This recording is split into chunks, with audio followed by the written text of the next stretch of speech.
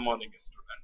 आज का हमारा टॉपिक है न्यू ड्रग डिलीवरी सिस्टम या नोवेल, इसे हम नोवेल ड्रग डिलीवरी सिस्टम के नाम से भी जानते हैं। आज हम इसके बारे में डिस्कस करेंगे न्यू ड्रग डिलीवरी सिस्टम।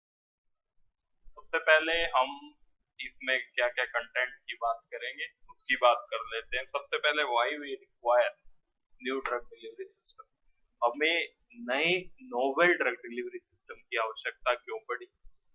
उसके बाद हम डिस्कस करेंगे hypothetical plasma concentration time profile curve. उसके बाद हम डिस्कस करेंगे objective new drug delivery system का।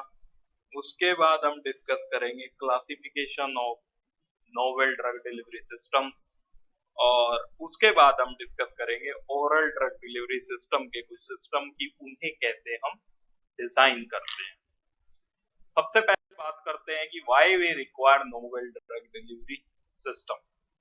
सबसे पहला अगर हम बात करते हैं जो हमारी कन्वेंशनल डोजेज फॉर्म है, जैसे टैबलेट है, कैप्सूल है, इंजेक्शन नहीं सॉरी टैबलेट है, कैप्सूल है, अगर इनकी हम डोजेस किसी पेशेंट को किसी को देते हैं तो उसका एक फ्रैक्शन ही ब्लड सर्कुलेशन में पहुंच पाता है, बाकी मेटाबॉलिज्म से या अलग अलग ऑर्गन में जाके डिस्ट्रॉय हो जाता है। तो हमें एक ऐसे सिस्टम की आवश्यकता है जो हमारी कंप्लीट डोज को, मीन्स जो मेडिकामेंट हम जितनी क्वांटिटी में किसी पेशेंट को दे वो उतनी ब्लड सर्कुलेशन में पहुंचे, इसलिए हमें नोवेल ड्रग डिलीवरी सिस्टम की आवश्यकता है। दूसरा है duration of action of conventional doses form is quite short, so that number of dose required to maintain the therapeutic concentration of drug in body। अब अगर हम किसी पेशेंट को कन्वेंशनल डोजेज फॉर्म देते हैं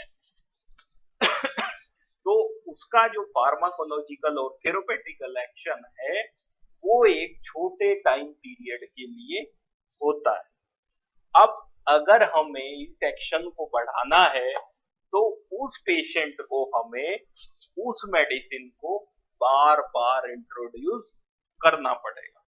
अब हम बात करते हैं, यहाँ पे हम इसे सिंपल आपको सिंपल कर्व से समझाएंगे।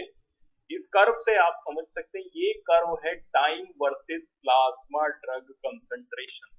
अगर हमने किसी पेशेंट को कोई मेडिकामेंट दी है और पर्टिकुलर टाइम के बाद अगर हम उसके ब्लड सर्कुलेशन से सैंपल निकाल कर उसे एनालाइज करें कि उसमें ड्रग की कितनी कंसंट्रेशन है तो ये कर्व आता है। ये कर्व है टाइम वर्सेस प्लाज्मा कंसंट्रेशन। अब सबसे पहले हम बात करते हैं हमारी कन्वेंशनल डोजेज फॉर्म की। ये हमारी कन्वेंशनल डोजेज फॉर्म है। ये हमने जैसे किसी पेशेंट को दी तो इनिशियली ये एब्जॉर्ब होना स्टार्ट होगी और एब्जॉर्प्शन होने के बाद इसकी ब्लड में कंसंट्रेशन एक टाइम पे मैक्सिमम चली जाएगी। इस कंसंट्रेशन को सी मैक्स बोलते हैं।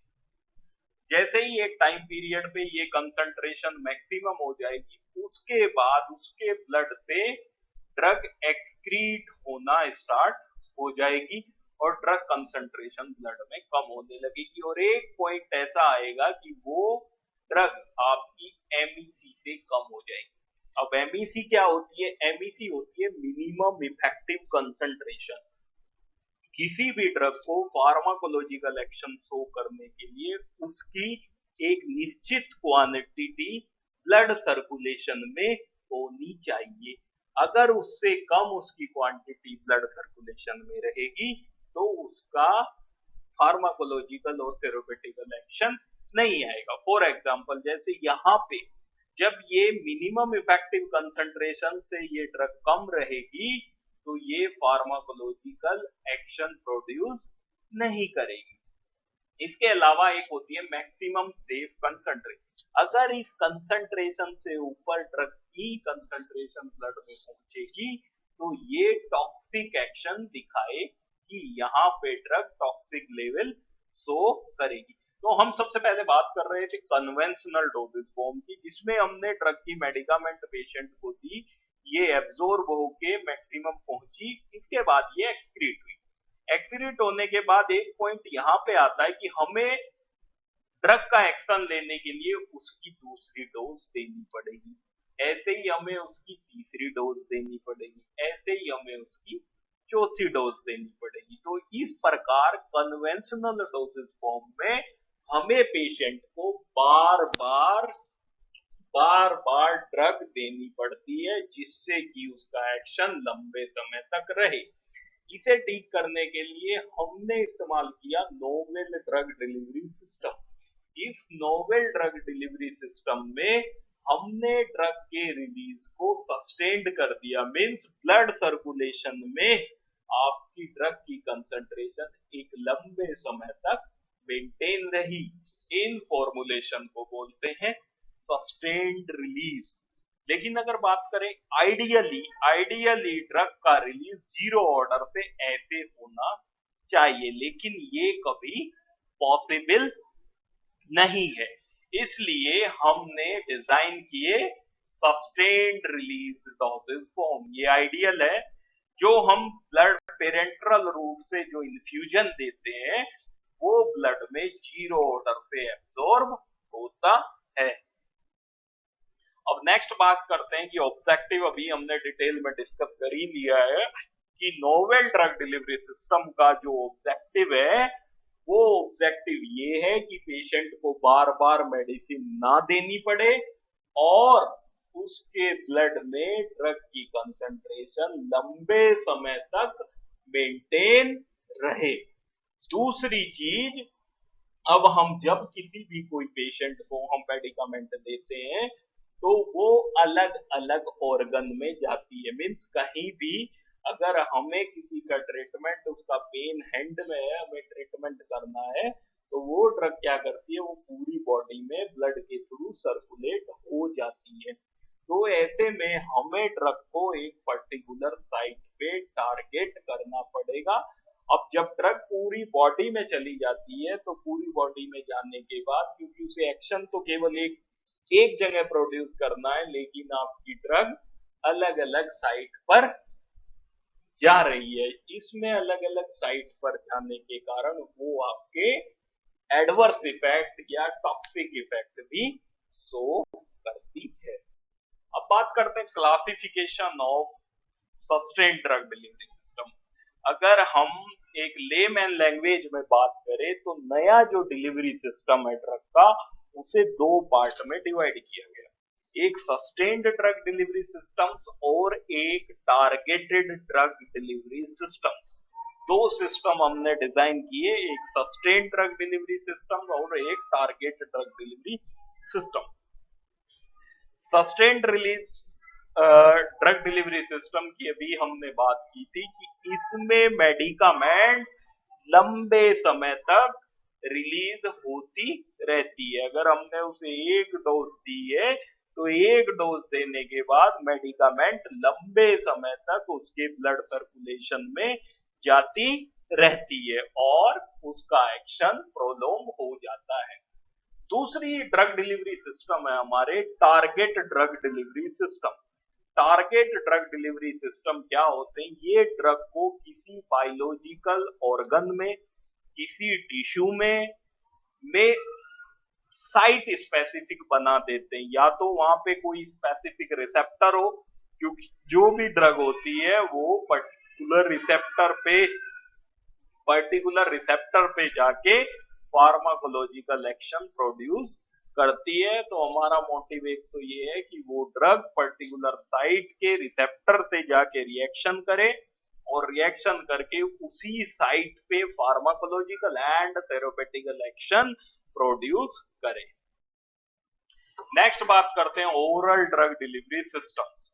ओरल ड्रग डिलीवरी सिस्टम को जब हम क्लासिफाई करते हैं तो ओरल ड्रग डिलीवरी सिस्टम में आते हैं हमारे encapsulated sustained release device, matrix sustained release device, osmotic pump, ion exchange resin, floating device, bioadhesive device, colon target drug delivery system, और प्रोड्रग, ये सारे अप्रोच ओरल रूट से देने वाली मेडिकामेंट को न्यूअल ड्रग डिलीवरी सिस्टम में बदलने की टेक्निक्स है। उसके बाद करते हैं पैरेंटरल ड्रग डिलीवरी सिस्टम में। इसमें high viscosity injection, complexation products, micro capsules, microsphere, magnetic microsphere, magnetic emulsion, refilled erythrocyte, nano particles, liposome, niosome और इम्प्लांट, ये सारी टेक्निक पैरेंटरल रूट से न्यूअल ड्रग डिलीवरी सिस्टम को डिजाइन करने में इस्तेमाल की जाती है। इसके बाद आता है एक रूट हमारा टॉपिकल ड्रग डिलीवरी सिस्टम्स।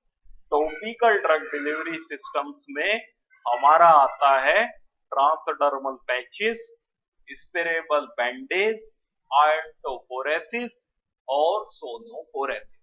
तो ये क्लासिफिकेशन वाइज बात हुई नोवेल ड्रग डिलीवरी सिस्टम को। पहले हमने क्लासिफाई किया दो सिस्टम में, सस्टेन ड्रग रिलीज सिस्टम और दूसरे आपके कंट्रोल ड्रग रिलीज सिस्टम, और तीसरे सिस्टम हमने बनाए ट्रांसडर्मल ड्रग डिलीवरी सिस्टम। अब बात करते हैं हम ओरल ड्रग डिलीवरी सिस्टम। आज हम डिस्कस करेंगे ओरल ड्रग डिलीवरी सिस्टम के दो सिस्टम को, कि हम कैसे ड्रग के एक्शन को प्रोलॉन्ग कर सकते हैं। इसमें इनकैप्सुलेटेड सस्टेन्ड रिलीज डिवाइस, इसमें हम क्या करते हैं, इसमें हम ड्रग पार्टिकल्स के जो ड्रग के पार्टिकल्स होते हैं उन्हें पॉलीमेरिक मटेरियल, किसी भी पॉलीमर के मटेरियल से अलग अलग थिकनेस का कोट कर देते हैं।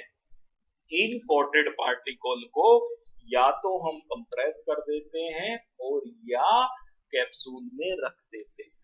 इनसे जो ड्रग का रिलीज होता है वो या तो इरोजन द्वारा होता है या डिफ्यूजन द्वारा होता है। इस प्रकार रिपीट और सस्टेन्ड रिलीज को हम अलग अलग थिकनेस के पार्टिकल से प्राप्त कर सकते हैं। अब जैसे आपका एक सिंपल एग्जांपल है, इसमें हमारे ड्रग के पार्टिकल एक पॉलीमर मैट्रिक्स पे डिस्पर्स हुए हैं। इस पे हमने क्या किया, एक पॉलीमेरिक मटेरियल की कोटिंग कर दी। अब जब ये हमारी जीआईटी ट्रैक्ट में जाएगा तो इससे ड्रग जब रिलीज होगी, जब पहले पॉलीमेरिक मटेरियल या तो इरोजन से डिस्ट्रॉय हो जाएगा या ये मटेरियल डिसॉल्व हो जाएगा किसी भी सॉल्वेंट में, और इसके बाद ड्रग रिलीज हो जाएगी। तो ये सिस्टम है हमारा इनकैप्सुलेटेड ड्रग रिलीज सिस्टम। अब जब पहले इस पॉलीमर को रिलीज होना है तो ये अलग अलग थिकनेस है, किसी पे इस कोटिंग की थिकनेस 2 mm है, किसी पे 4 mm है, किसी पे 5 mm है और किसी पे 20 mm तक है। तो जो 4 mm कोटिंग वाले पार्टिकल्स है वो ड्रग को पहले रिलीज कर देंगे, जिस पे 5 mm के पार्टिकल्स है वो ड्रग को बाद में रिलीज करेंगे, और जिस पे 10 mm के पार्टिकल्स है वो ड्रग को बाद में रिलीज करेंगे। तो इस प्रकार हम ओरल रूप से देने वाली टेबलेट और कैप्सूल के रिलीज को प्रोलॉन्ग कर सकते हैं। इसके बाद बात करते हैं matrix sustained release device. Matrix sustained release device वो है जो ड्रग को पॉलीमेरिक कैरियर के साथ कंप्रेस करके बनाए जाते हैं। इसमें पॉलीमर आपका इरोजन से या आपके डिफ्यूजन से ड्रग को रिलीज करता है। अब इसे फिगर से देखते हैं सिंपल। उसमें हमने क्या किया था, उसमें हमने कोट कर दिया था। इसमें हम क्या करते हैं, ड्रग को एक पॉलीमर के साथ मिक्स कर लेते हैं। मिक्स करने के बाद ड्रग के पार्टिकल्स अलग अलग जगह डिस्पर्स हो जाएंगे, और ये जो पॉलीमर की लेयर्स है, ये पॉलीमर्स की लेयर जीआईटी ट्रैक्ट में जाकर वाटर से रिएक्शन करके, पहले या तो वाटर से रिएक्शन करेगी, डिसॉल्व हो जाएगी, ड्रग को रिलीज कर देगी, या स्वेल कर जाएगी, वाटर को ले लेगी और उस स्वेल्ड पॉलीमर से डिफ्यूजन के द्वारा ड्रग रिलीज हो जाएगा। तो ये आज हमने दो तरह के सिस्टम पढ़े oral control drug delivery system के।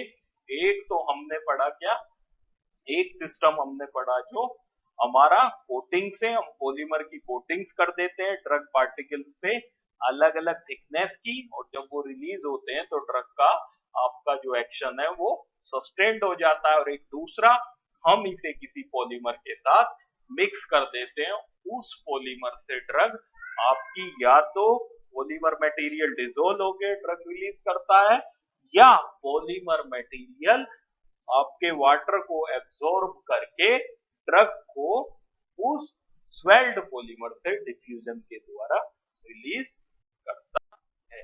Thank you very much. आज का हमारा टॉपिक था